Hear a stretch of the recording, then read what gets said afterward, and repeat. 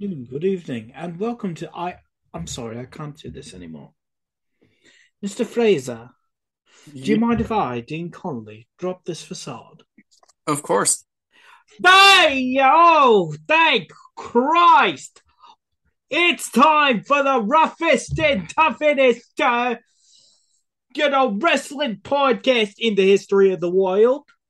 My name is Dean Connolly, the Brit with the tip from Jersey, and I just want to say welcome, everyone, to Sunday Night Messiahs. No, I meant body slams and drop kicks. Okay, do over.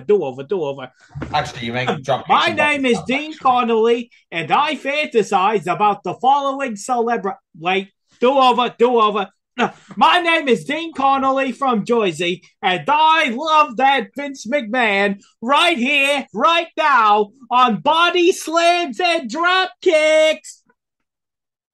No. Use take three.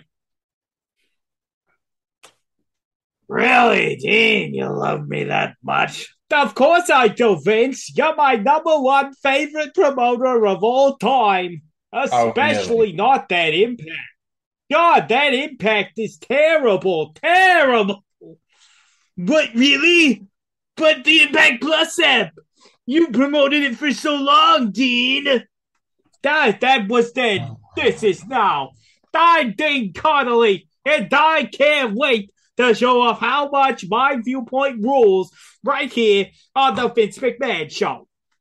Hey, that's a great name for it. Hello and welcome to the Vince McMahon Show. I, as always, am Vincent K. McMahon, and with me is my sweetie boo, Michael Fraser. I think I just gagged in the back of my mouth a little bit. Yeah. So, Fraser, how do you feel about the news with me, my new fan, Dean Connolly? I am so excited to be here with Vince and with you. oh You God, can just no. leave me. Now, so, Fraser, why don't you get on with the show? I'm so excited. Oh God. Is there news about how The Undertaker sucks a big fat one? I You want to know, hear about that. Oh, you mean uh, how Shawn Michaels sucks one even bigger, or used to? Well, let me tell you a story, actually, Yeah, about that. See, stuff, oh, yeah. I think to myself that Shawn Michaels is the greatest wrestler in the history of the world, and that I, Dean Connolly, the Brit with the tip from Joycey, will never, ever be worthy of him. So I just went down the What if he list and were I looked doing? for the neediest and most boring wrestler ever. And that man's name was Big Tom Jones, The Undertaker. That's my name for him, not his actual name. Because, can you If you imagine him said if singing you It's Not scored him that, Unusual? Can you imagine him singing It's Not Unusual? he It's pounds you into not the ground. unusual to be loved by anyone. But It's not unusual to be down with anyone. definitely not But you. if you take one of my tombstones, your career will be better than me. That's John Cena. Just let it be. Anyway, Mr. Fraser, why don't you get on with the news for this great podcast? You know, I liked it last week when he wasn't here. Da da da da. Plans changed for Finn Balor in 2021 when Brock Lesnar returned to WWE television. During an appearance on the Superstar Crossover podcast, Finn Balor addressed the finish of his match against Roman Reigns from the 2021 Extreme Rules pay-per-view, the rope being cut, and how Brock Lesnar's return led to plans being changed. I feel like it's just been left open-ended and the finish hasn't been addressed. There was an idea to go a different direction, but then Brock returned and the direction changed, so that's something you have to kind of come to terms with and understand WWE. There's always going to be, if one piece of the jigsaw changes, the whole landscape changes. Someone gets hurt, someone returns, there's always going to be different ideas, plans in place. So you just got to be able to adapt to the ever-evolving situation. That's what we have to do, but I feel like the finish of that match has definitely caused some watercolor talk or cooler talk. So speaking of What the that, heck? What watercolor? Is it Burnt Sienna? I love that Burnt Sienna being from Jersey. that we're still talking about it a year later is evidence of that. And I feel like in the next couple of months, we should really revisit that and address what happened that night, quote, courtesy of Robert DeFelice.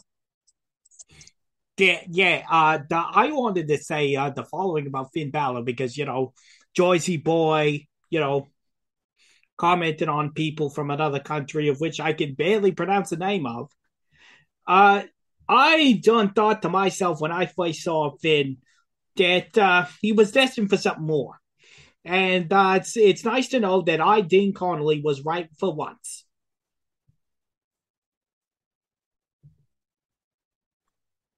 The producer has a memo for you. The what? She does? Okay, yeah. Let me see. Costa Toilets can find that. And the poor, yep, that's true. My minutes are an hour. That's true.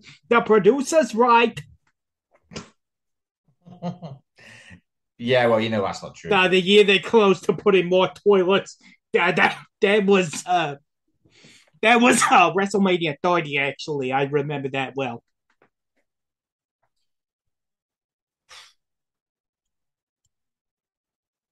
Well, go on, Fraser. Read more news. Come on. Spoilers: 4 Impact Wrestling stars are probably done with the company for now. Following the 2022 Impact Wrestling Bound for Glory pay-per-view matches were taped on Saturday for the future episodes of Impact Wrestling. One of the matches, Rhino and Heath Miller, aka Heath Slater, won the Impact Wrestling Tag Team titles from Mike Bennett and Matt Taven. Mike Johnson of PWInsider.com noted that Matt Taven, Mike Bennett, Maria Kanellis, and Benson are all believed to have completed their Impact Wrestling run this weekend. Kanellis recently said the following to Fightful.com regarding her size of the company. It's so hard to make decisions moving forward because I love what we're doing in Impact, and I know the possibilities of where we might go with it and where I might go with it as an individual. Scott D'Amore is a fantastic boss. If I'm not in the Maria Honor No More voice, I absolutely love what we're doing there.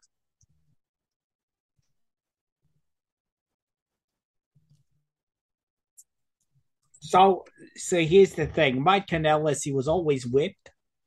And, I from Jersey know how crazy that's going to be whipped like that. And it really takes a lot out of it. Congratulations to Heath Slater, though. He was my favorite member of the 3-man band, and he always will be. And maybe that's something to do with certain Triple H rounding up his boys. Hey, look, I'm not saying I'm undoing the damage that Vince McMahon did, okay? Not saying that. I'm just saying that wherever I can get talent, I will. Doesn't matter if it's Impact. Doesn't matter if it's AEW. Hell, I don't even care if it's the Indies, okay? Now, some people could call that tampering. I call it being that damn good. You mean just as good as being in the Chaperone? Well, you want to talk about the Chaperone. I'm so glad you brought that up, Dean, from England. Oh, really? It's the wrong podcast for it. Is this a podcast for it? You absolutely bet. See, originally, way back when, in 2011, it was actually John Cena that was supposed to star in it. I thought to myself, he can't pull off the tough guy look. Why not give it to somebody with a few more chops? Then they said that Yeardley Smith was going to be in it, and I said, Lisa Simpson, that's some chops, crap. Then I thought to myself, raise the game, beg for Shawn Michaels, and when Shawn said he couldn't do it, give the best damn performance of my life. It's got a 13% on Rotten Tomatoes. You wonder what that was? Yeardley Smith. Oh, Yeardley Smith.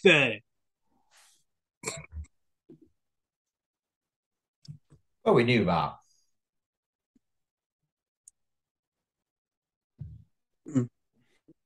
Paige opens up about her decision to sign with AEW during her live stream on Twitch. Paige talked about her decision to sign with AEW. When I spoke to Tony Khan, he was so great about it. He said, you can still do your Twitch. The thing that got me was freedom. I just wanted to have the freedom to go do whatever I wanted. I love WB. I just like the opportunities I'm getting with AEW. The one thing I don't like is WWE got you that movie. No, they didn't. You know who got me that movie? The Rock. He made that happen. He asked WWE, you can be part of this, but I'm doing this anyway. And WWE decided they could make money off of it and put their names on it. The Rock should get all the credit without him, there would be no movie. WWE were wonderful. They gave me a lot of opportunities, and I am forever grateful for them. The only downside that made me pick AEW for WWE is I don't like sitting on my butt and not knowing what I'm doing or if I'm allowed to do certain things. I'm pro WWE, but I love AEW, and I wanted something new, and I wanted freedom. That was very important. Paige also commented on when she signed. It was like 2 weeks before, because Chris Jericho, John Moxley, Tony Khan were all like, it would be good if you were on Grand Slam in 2 weeks. That's when it all started. Everything was good, literally until I signed. Literally the day it was the craziest 2 weeks. Quote courtesy of Jeremy Lambert.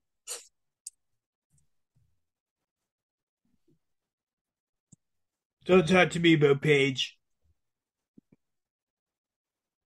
It still hurts me that she would rather run with AEW, a little pissant company, instead of talking to me directly. Well, if you would have actually got her doing something other than sitting on her ass day in, day out, then maybe she would have stayed. Well, all I can say is I got some advice from a certain Brit from Jersey to do just that. Wait for Zelina Vega to come back, he said. It'd be fun, he said. Then Zelina underperformed. And don't get me wrong, said Brit is glad she's back. And I think I might ask her to divorce Alistair Black and marry me. Sod the producer. Well, look, if you can make that happen, all the power to you. He's going to be hopefully back in WWE in a little while. Might be able to get you a line. Oh, speaking of which, how's the Triple H Pokemon journey going? I got to be perfectly honest with you. I got stuck in some tall grass. We got stuck in tall grass while I was the British executive dreaming of alone time with Miss Vega on a very, very private jet. Very private jet. Oh, with a bedroom as well. Yeah. Yeah, that was a great jet. You would know because it's your personal jet hunter. Well, yeah, it is now. There you go, then. You know what? I have to secretly rewrite all that because But we can still keep Vince in, just in a diminished capacity. Like his capacities are diminished already. This is where you move it on. Are you sure? I figure you'd have more commentary from the theater stall, but no, move it on. Details on why John Moxley decided to sign a new contract at AEW is previously noted. AEW announced that world champ John Moxley has signed a 5-year contract extension with the company. During Wrestling Observer Radio, Dave Meltzer at 4WOnline.com discussed why Moxley decided to sign a new deal. I think the key to all this is he signed a 5-year deal. So as far as like why so long, I think the answer was that he just felt that he's not going to WWE. He doesn't want to go to WWE. He doesn't want to put on the facade of going to WWE to, play both sides against each other and make more money. He doesn't want people speculating he's going to WWE. He wants all speculation over, and he's with AEW for 5 more years. I know at some point he discussed, I don't know how seriously, but being a free agent when he first signed AEW, in his mind it was 3 years, and then after 3 years he's going to do indies. He ended up really liking AEW, and now his thing is to be like happy and to make a legacy and to be the best professional wrestler that he could be. And he feels that to be the best pro wrestler that he can be and have the best matches, the places to be is AEW and New Japan. He's not going to WWE, and it's not that Tony's going to release him to WWE either. And he had a good understanding with Tony Khan, quote courtesy ringsidenews.com. And you're also forgetting that his wife is due to appear in AEW as well. Yes, and his wife apparently is going to come to AEW. So I can't wait for the amount of, well, you'd know about Moxley. You're sleeping with him jokes. My favorite one is still CM Punk's, those Shield guys. Who's your favorite?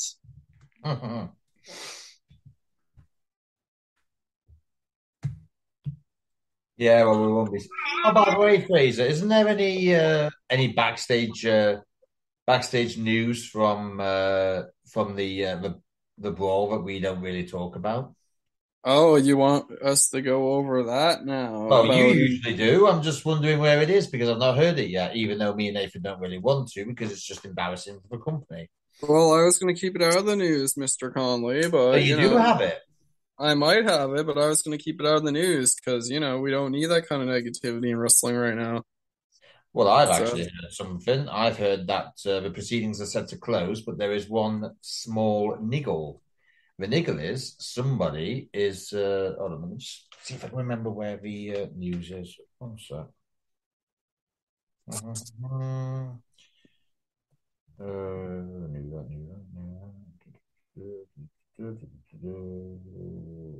As you see, Mr. Conley is loading. I'm always loading. Hello, I'm Phil Woods.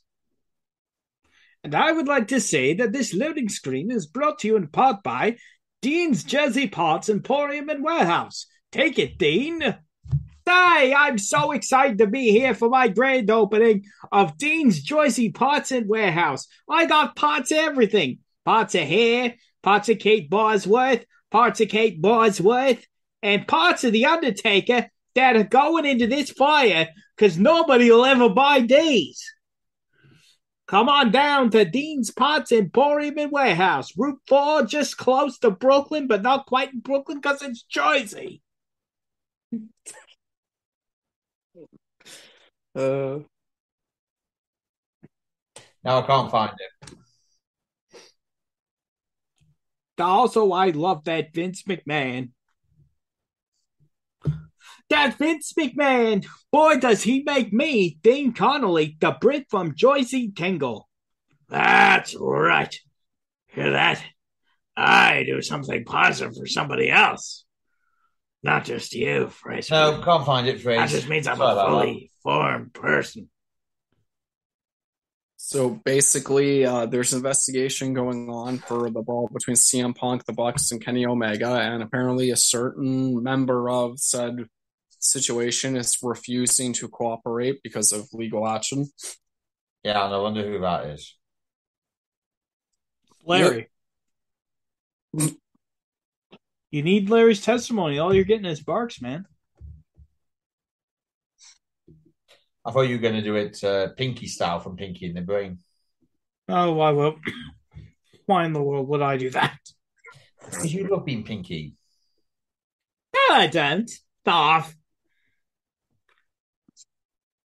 Gee, Brian, what are we going to do tonight? Same thing we do every night, Pinky. Try to get CM Punk to cooperate, then take over the world. Are you pondering what I'm pondering? Are you pondering what I'm pondering, Pinky? I think so, Brian. But how are we going to get CM Punk to agree to a urine test? No, that's what Jake Paul asked Dana White to do on a daily occurrence, so he used to. But if we're going to talk about the backstage brawls, backstage news from the altercation between Sammy Guevara and Andrade. I've heard a few things about this.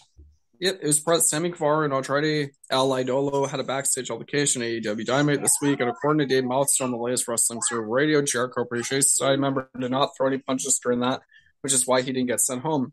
El Idolo was sent home from the arena, which is why his planned match against Preston 10 Vance ended up being pulled from AEW Rampage on Friday night. Former WWE superstar was apparently waiting in the hallway for this confrontation. While there are conflicting reports on what went down in that moment, it is believed that he managed to get a couple of punches in before they were broken up. Issues between two AEW stars have been building earlier in the week after El Idolo claimed Guevara is the only person he's ever had an incident with when Guevara complained about how hard he hit him in a match. The two then got involved in an online argument on Twitter where the former WWE NXT champion made it clear he didn't care about being fired and he would be seeing Guevara at AEW Dynamite. Even though they did get into an altercation, AEW did try to get on top of the issue beforehand as both men were spoken to on Tuesday night and they were told not to fight. It was made clear to be that any fighting would lead to them being sent home, and while both men agreed nothing would happen, that was obviously not the case. AEW did have security in place as well, clearly being prepared for any potential escalation.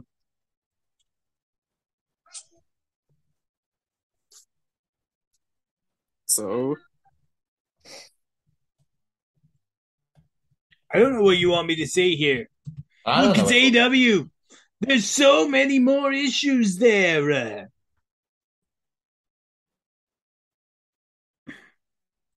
In all honesty, though,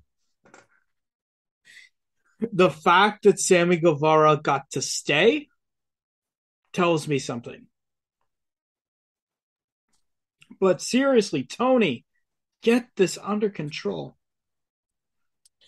I know Andrade has been cancerous for a little while. You can cut out the cancer if you need to. And trust me, after what happened last time, you need to.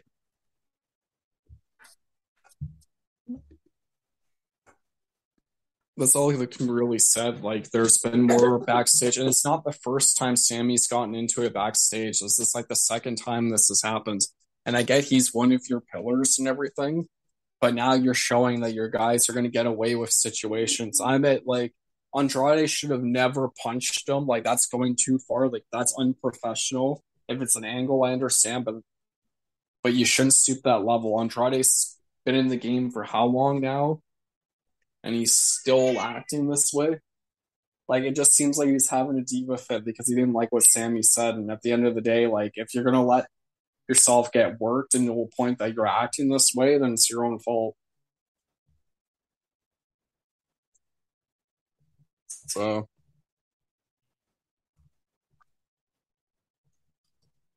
Dean, this is the part where you say something.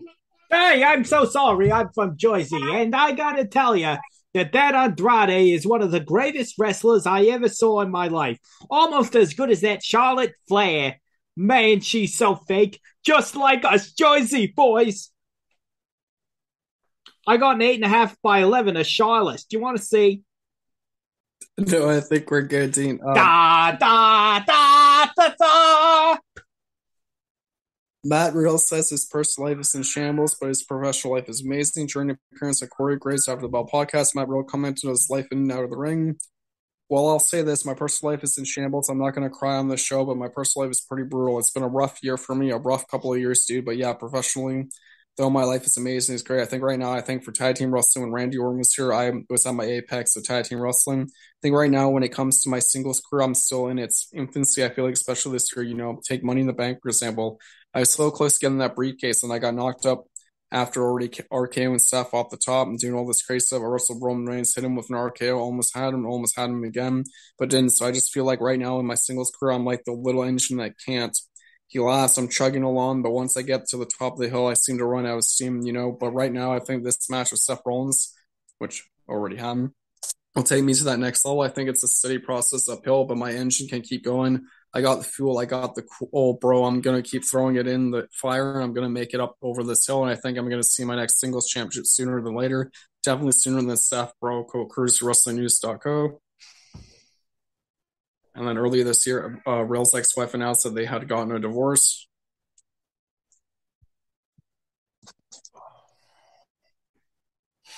Oh boy! Dude, that means that Matt Riddle can be all mine from Jersey.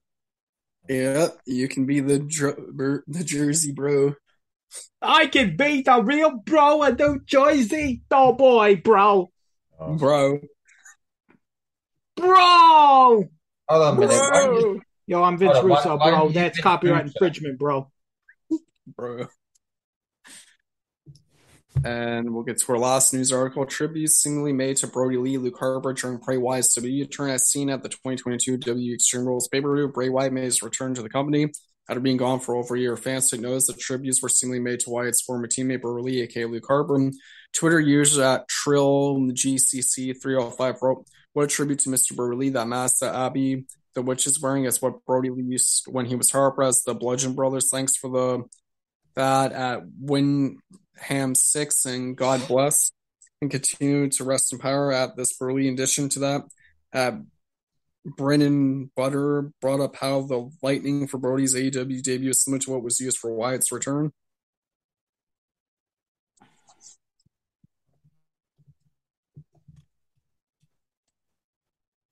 It does show you because when Bray Wyatt left, he was just devastated when Brody Lee passed away, and I love the fact when he returned, he made a tribute to his former friend.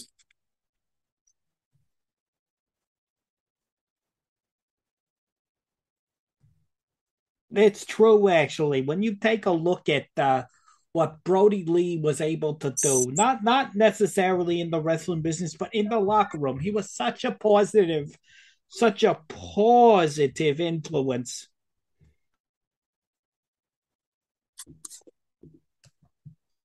And it's unfortunate that he never became the AEW world champion because, he was probably one of their best heels they had.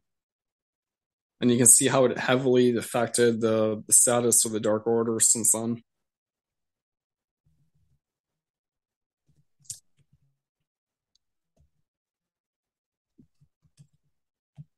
But I guess we'll get to our topic now because I know this is the one thing everybody here wants to talk about. It's the return of Bray Wyatt.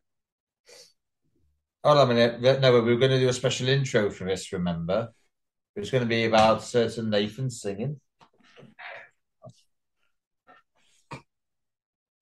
If you're feeling lonely today, Oh, that come along and one, show the your old cares one. away. We're really glad that you're our friend, and this is a friendship that'll never ever end. No, the other one. The other one that requires an electric guitar. Well, see, I don't know that one off the top of my head, so you never asked me which one I was going to do. The fireflies around the arena. That was just for me the best. Now, Fraser, I can understand why he likes that because he's got 2 kids. Oh, come on. It's some of Bray's best work. Like every week he was just doing something ridiculous. It was like watching a disturbing Mr. Rogers. It's fantastic. Oh, don't forget the devil a la Vince McMahon as well. Yeah. Oh, good shit, bro. It was good shit. Or what he did to John Cena during that match where he took us through the eras of Cena. Oh, that was great. So the question that really needs to be asked is, what can we expect now that he's back? We're going to dethrone Roman Reigns because Oh, please do. Reigns does. You ain't gonna. To be fair, Roman was the person who dethroned him as champion, so there's always unfinished business. The sad thing is, he ain't gonna. No, he's not. Not for a while, anyway. He needs to build up his own Wyatt family again. That's the only way he's going to beat the bloodline. I could see him getting the IC or US titles, but I don't know if they're going to put him over like Walter or some of the other people. With all due respect, Bray Wyatt doesn't need that. He needs the world title or the universal title. Yeah, but if they're not going to have him beat Roman Reigns, they can have him elevate the other divisions or even elevate their other baby faces. Or who knows, Roman Reigns might actually lose one. No, apparently they said they don't plan on him dropping until after WrestleMania. Yeah, but remember, I think it's Fox Sports said they won a world champion on Monday nights. And no offense, but if the guys who are paying you X amount of millions every, because when it comes to renegotiating the contract, they'll say, well, we wanted a world champion on Monday nights, we don't have him. So your pay is going down. Remember, unfortunately, Dean, you can't do that in a contract. Yeah, but so you got to wait. They would have to wait. They would have to wait until either you can use an early exit clause or until the expiry of that contract, which you actually can. Of course, everybody does.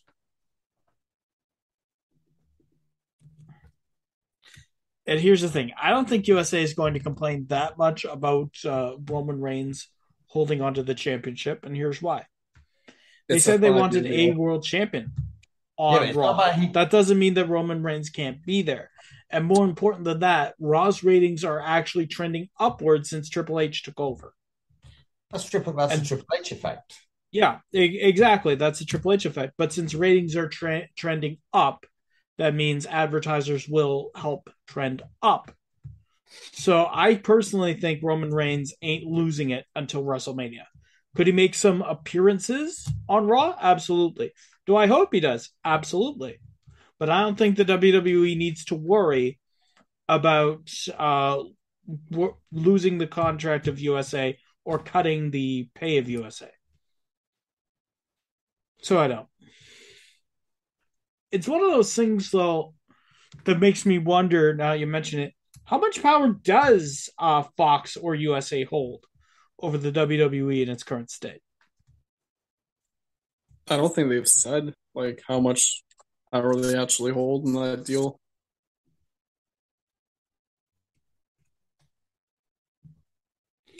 Because look, here's the thing. I don't know the USA deal, but I do know that the Fox deal is worth roughly around $1 billion over 5 years since it was signed. I think that's up in either 2023 or the MJF year 2024. And if that's the case, that's $200 million a year over 5 years. I want to know, basically, in those 5 years, what decisions has Fox made? I can think of one off the top of my head, but I was more of a Fox move than a WWE move. But realistically, Fox has mainly left the WWE alone, bar some special promotions on some specials. And besides bringing Punk in that time. Yeah. Punk was the thing that I was thinking for WWE backstage. But Punk was never employed with WWE to do that. Punk was employed with Fox Sports to do that. Because I don't know, phrase, like if you were USA or Fox or anything like that, what do you think even the ramifications would be? If it depends, like, do Fox have writers that like know wrestling? Do they? Because I know they've been bringing in more like horror writers now that Bray Wyatt's back. Are they bringing in writers? Like, From what I've heard, Wyatt specifically, like, have you heard anything about the Bray Wyatt contract? all I've heard was they brought in horror writers with the expectation that Bray Wyatt was coming back. Okay. Is there any special dispensations in his contract, like complete creative control? From what I heard, him coming back is because now he has a better chance actually like being himself and doing what he wants to do instead of having been shackled down. So that sounds like he has complete creative control. He's got some creative control. He has to.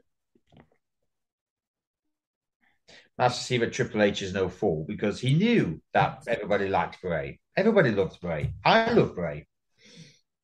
But the question is, where is he going? Is he having another Wyatt family? Is Braun Strowman coming back? Or what? Maybe we'll find out this week on Raw and SmackDown, or SmackDown, depending on where he's actually going. Yeah, who knows? I can think that both the execs want him. Who doesn't want Bray Wyatt? But where can we? Well, what rivalries can we see? I'd love to see him win the title, but he won't get it. No offense, but we've got to do something about Austin Theory clause in the Money in the Bank contract when it is actually cashed in. But does it say who has to pin the champion, or who is it who has to pin the contender? There isn't, is there? No.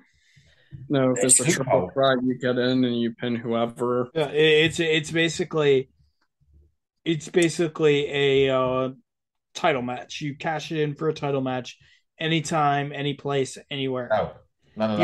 You can cash it in to add yourself to a title match. No, that's not what I mean. That's not what I mean. Thinking outside of the box, like, do we want him to lose his Money in the Bank title match? No. But if there's another way that while he's doing that, somebody could sneak in, be part of the match, and be the new champion. We had a high. There's no law against that in the Money in the Bank contract. Which is what I'm thinking. Maybe you can also defend the Money in the Bank like a regular title. Yeah, up until the point you use it. Ken Hansen lost his all those years ago. It's just, I was thinking that because obviously Austin Theory's got the briefcase for a reason, regardless of what that reason is. If you still want him to sort of have a title match, but at the same time not have him win the title, but have somebody else do it, then maybe that's another way that it could be done. There have been times where I think it was during Booker T's reign when he was the United States champion, he actually had Randy Orton defended for him.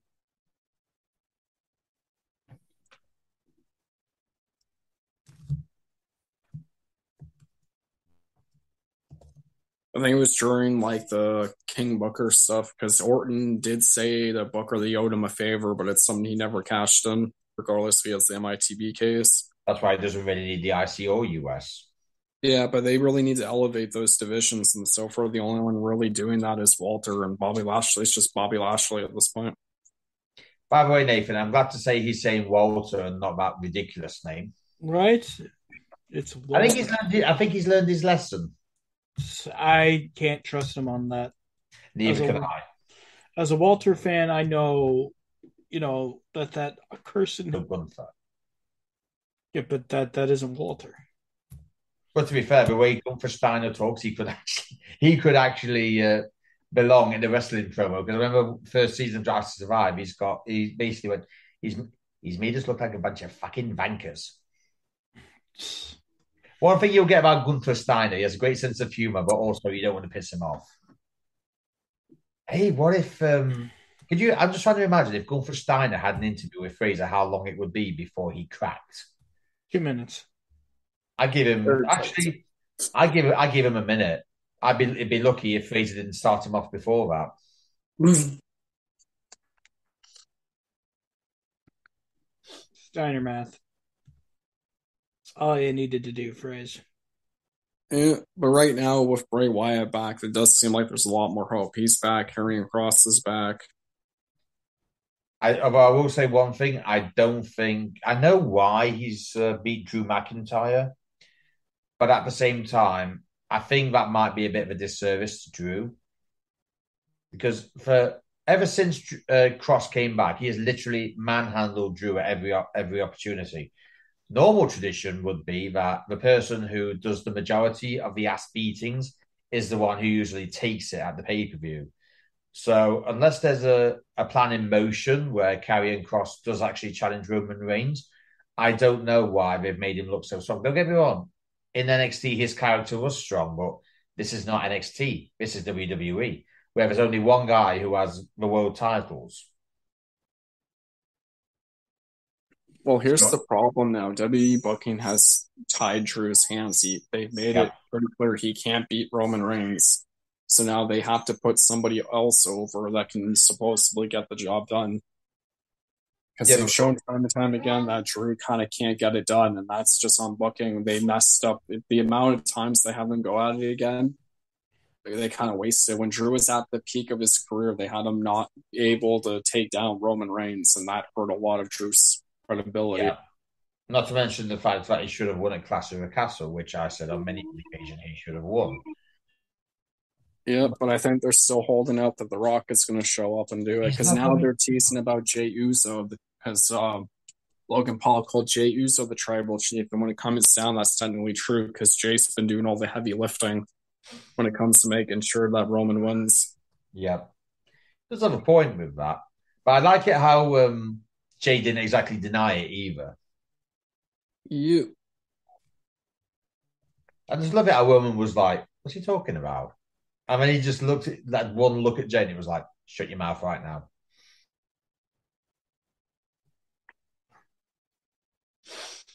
I'm probably not the only person who thinks this, but I just wish the bloodline would end. Yep. I'm just going to give everyone an analogy of what I mean by this. The M25 in England basically is kind of like a big circle all the way around London. It is probably not one of the most useless motorways in the country because it's not, but it is one of the most boring ones. I remember I came home from Kent one night. It was pitch black and every exit looked exactly the same. So for about 10 junctions, I think it was, I didn't even know if it was the first junction I went by or the 9th or the 8th or the 10th. So literally what I'm trying to say is it just feels like this is never ending. I just kind of wish there was an end in sight somewhere with a clear indication about who's going to end it and when. Honestly, anybody will tell you about the M25 circle around London is one of the most stressy drives that if I had a choice, obviously. Just want the bloodline to end. I want Roman to lose his title so there can actually be a little bit of hope. No offense, but I think AEW has had more title changes in its history than it has since Roman Reigns has been champion.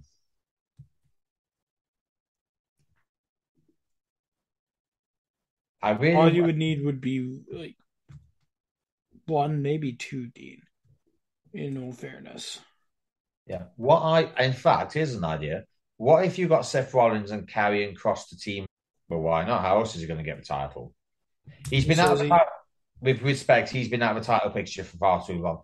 Yes, he's been out of it for various reasons, but I think it's time he should be back in that picture.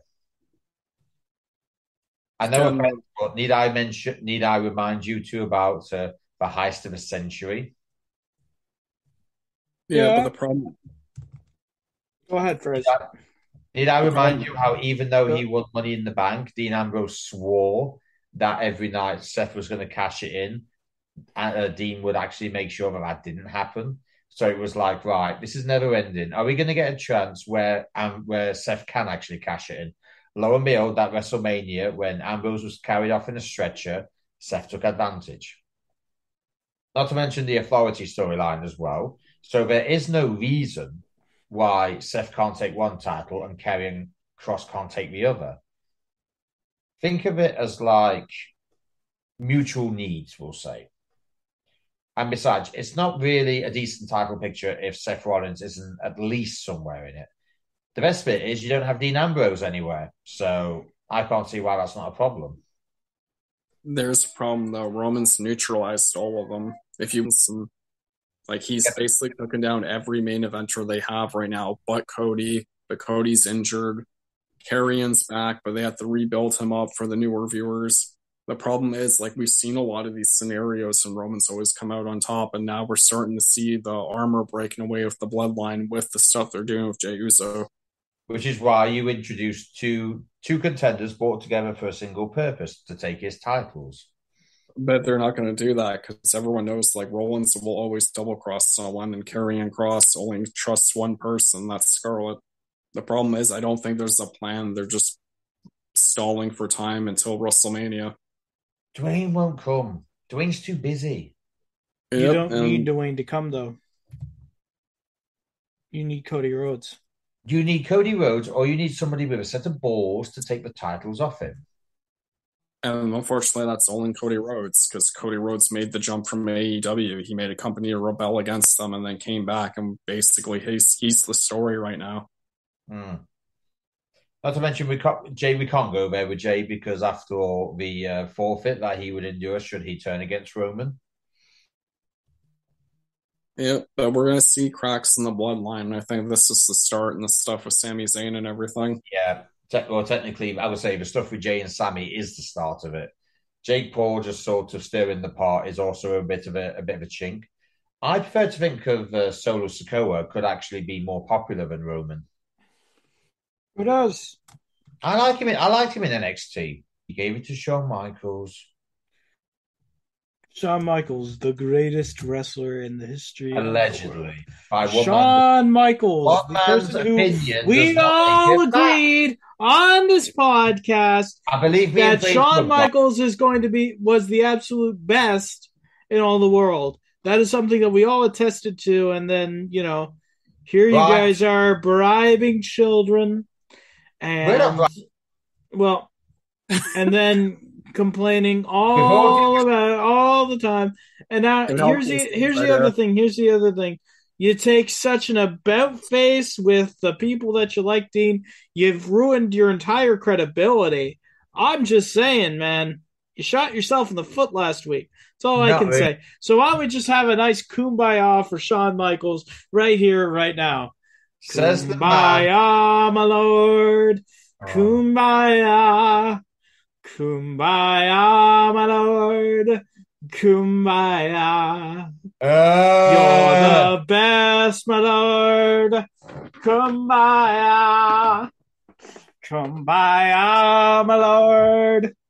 Kumbaya. By the way, why have you only got two? Why haven't you got more?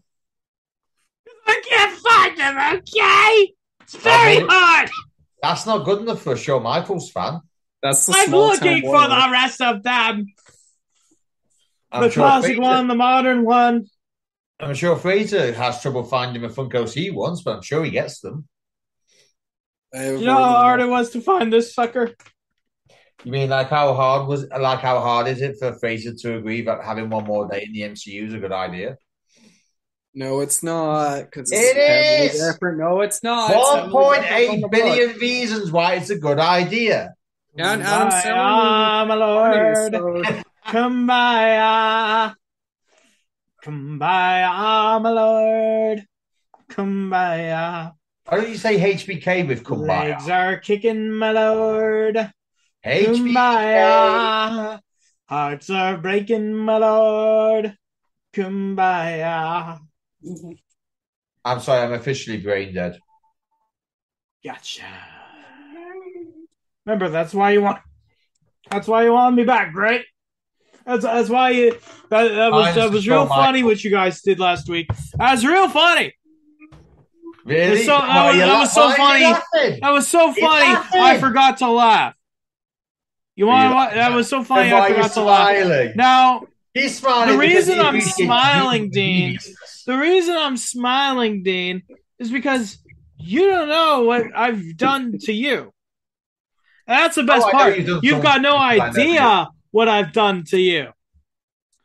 And the greatest thing is, each and every one of you will get to know before Dean. And it will be hilarious. Hilarious how Michael, you know what it is, Fraser. You know what I've done to him. Yeah. I know what you've done. I mean, quite frankly, the producer doesn't care. She's going to have content coming out of her patootie for days. I know. So this is going to be. I'm so glad that you had your fun, Dean. That's real funny. I loved it how last week Fraser was like, "We're so gonna die. He's so gonna kill us." I'm like, no, he's gonna kill me, not you. Don't worry about a thing. Don't worry. I'm getting to Fraser. Don't worry about a thing. Right now, though, I just need to worry about getting rid of the little guppy who goes against his entire audience. In his entire shtick. How do I go? His entire shtick is about being this unbiased, honest to goodness person, and yet he completely changes his opinion on things at the drop of a hat, ladies and gentlemen. Can you really trust this man's opinion anymore? I, for one, would like to say no, you can't. But don't worry about a thing. That was real funny what you did last week. That's real funny. We're going to see all of you. It's so funny. I'm going to decide to come back next week and just tell you how funny it is from the bottom of my heart, because it was so funny what you guys said about me, what you said about Shawn Michaels, how you committed blasphemy on this podcast. So funny, real funny. Ha ha. Just wait until you see what I got for you, my friend. Oh, I already know what you've got planned because I know. Kumbaya, my lord. Kumbaya. Kumbaya, my lord. Kumbaya. I think we just lost the last viewer we had. Thank you, Jerry. Maybe we'll find out next week. Anyway, ladies and gentlemen, boys and girls, it's been an honor coming into your homes each and every week. Well, these two. I'm so sorry for last week. I'm not. Next week, you want to know what? I'm coming back just so that you guys can be saved from the god-awful boringness that was this podcast last week. Oh, you mean because we did something that you've done before? Well, all I can say, if you have to take one of my ideas to be successful, man, you do you. What was it that Sean said? See, I never focused on being the next anything. I just focused on being the best me I could be. And the best me I could be was the greatest wrestler of all time. No. See, when you're original, saying that Shawn Michaels is better than Ric Flair, better than Shawn Michaels is Kevin Nash. Yes, Shawn Michaels is. Is Shawn Michaels better on the mic than I don't know, Chris Jericho? I will put Shawn Michaels' Montreal 2005 promo up against anything. So as you can see, ladies and gentlemen, see what happens is when you're the original, you can control things. When you're trying to be the sequel, when you're trying to do, let's make Nathan laugh, you don't really have control. So why don't we, ladies and gentlemen, all say goodbye? And so you can hit whatever music you might be listening to after this podcast. Ladies and gentlemen, boys and girls, on behalf of my two co-hosts, I would like to say thank you once again for letting us into your homes. You can find Fraser bumming around on Twitter. You can find Dean ogling people over Instagram. And you can find me at www.deathpixie.ca. If you want to talk to me about voiceover opportunities or commission me for some of your own, www.deathpixie.ca is the best way to get a hold of me. Ladies and gentlemen, hold your Shawn Michaels Funko Pops high up in the air. Say kumbaya, because I am back, baby. Kumbaya. Bye-bye.